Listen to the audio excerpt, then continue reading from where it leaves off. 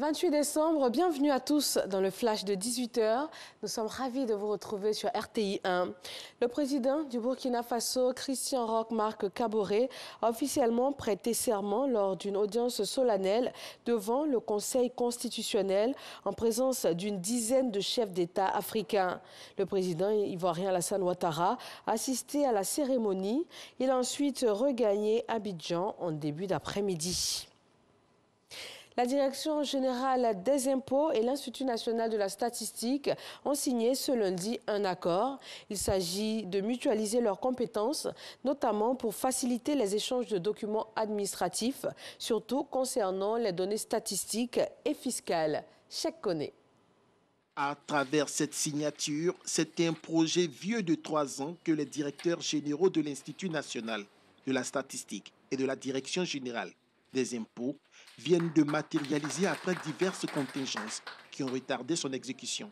La particularité de cette convention réside dans le fait qu'elle couvre un large spectre d'échanges et réduit significativement les formalités administratives entre nos deux structures.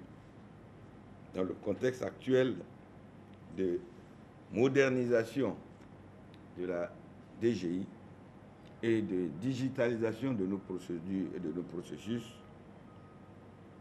l'accord cadre nous permettra à tous de mutualiser nos compétences dans l'exploitation des données dont le volume, malheureusement, s'accroît de plus en plus compte tenu des exigences que nous imposent nos sociétés. Aujourd'hui, avec l'avènement de la dématérialisation des états financiers et leur récupération en ligne, et dans le souci pour l'Institut national de la statistique de disposer de données sources fiables pour ces statistiques, il est indispensable pour nos deux structures de fédérer leurs efforts afin de contrôler, de traiter ces états financiers et en faire de bonnes analyses. Cet accord de 24 articles permettra à la DGI et l'INS de partager mutuellement les données à caractère économique et fiscal pour le compte de plusieurs agrégats macroéconomiques. Au Mali, 5 personnes sont poursuivies pour atteinte à la sûreté de l'État. Elles étaient initialement 7 à être arrêtées par la sécurité d'État, dont le chef de cabinet de la présidence et d'autres hauts cadres du pays.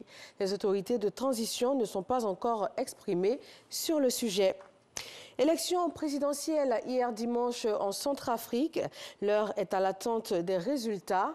Le scrutin a été perturbé par endroits, mais selon les autorités qui ont organisé ce scrutin, il reste valable et il se tient bien. Terminons aux États-Unis où le président américain Donald Trump a fini par ratifier le plan de relance de l'économie, un plan sur lequel il faisait blocage. Et avec la pression des sénateurs américains, il a fini donc ce week-end par ratifier ce plan qui va permettre donc d'éviter la fermeture de l'administration, de payer donc les loyers, d'éviter les expulsions de locataires notamment et également d'investir dans les vaccins contre le coronavirus. Et voilà, c'est tout pour ce bref point de l'actualité. Merci à tous de nous avoir suivis. On se retrouve avec grand plaisir à 20 h. D'ici là, retrouvez l'actualité dans nos régions.